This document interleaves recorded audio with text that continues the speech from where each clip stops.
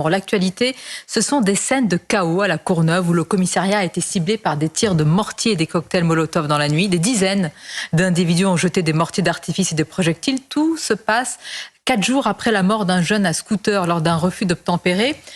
Qui a attaqué ce commissariat? Est-ce que ce sont des émeutiers, comme on les appelle?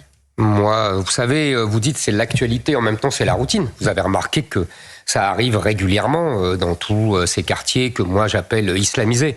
Parce que tout simplement, il y a une autre population qui a ses propres codes, ses propres mœurs, et qui ne supporte pas, en tout cas pour les plus jeunes d'entre eux, parce que ne généralisons pas, qui ne supportent pas pour les plus jeunes d'entre eux la loi républicaine et la loi de la police. Et donc à chaque fois qu'il y a un choc entre ces jeunes gens, pour la plupart issus de l'immigration maghrébine ou africaine, et la police, ça se finit mal, et que par malheur, il y a un jeune homme qui meurt, ça provoque des émeutes, etc. Comme si ils refusaient absolument la légitimité de la police, parce que tout simplement, pour moi, ils refusent la légitimité de la République et de la France dans ces espaces-là. Pour eux, c'est leur territoire, et ils doivent faire leur loi. C'est ça le choc que j'appelle un choc de civilisation sur notre sol. Mais alors comment on fait? Vous dites qu'ils refusent la loi de la République et la loi de la police. Quels ordres faut-il donner à la police dans ce genre de situation? Et selon vous,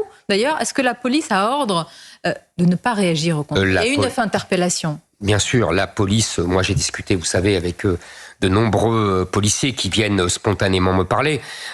Évidemment que la police a ordre de ne pas réagir, évidemment que les autorités politiques, quelles qu'elles soient, d'ailleurs ça dure depuis des décennies. Pourquoi? Par crainte? Par crainte, bien sûr, d'émeutes encore plus grandes, par crainte de mort, par crainte de guerre civile, etc., etc. On sait que les pouvoirs publics et les politiques sont tétanisés par cela. Et d'ailleurs, les policiers en souffrent, car ils me disent tous que s'ils avaient des ordres vraiment d'un politique décidé, ils pourraient enfin nettoyer tous ces quartiers des trafiquants de drogue et d'autres gens qui ne absolument respectent pas la loi. Vous donneriez ces ordres, quitte à provoquer ce que vous dites, des émeutes, voire, entre guillemets, ce que vous dites, une guerre civile. Vous savez, le problème, c'est que moi, d'abord, je donnerais ces ordres, effectivement, mais les émeutes, on les a quand même.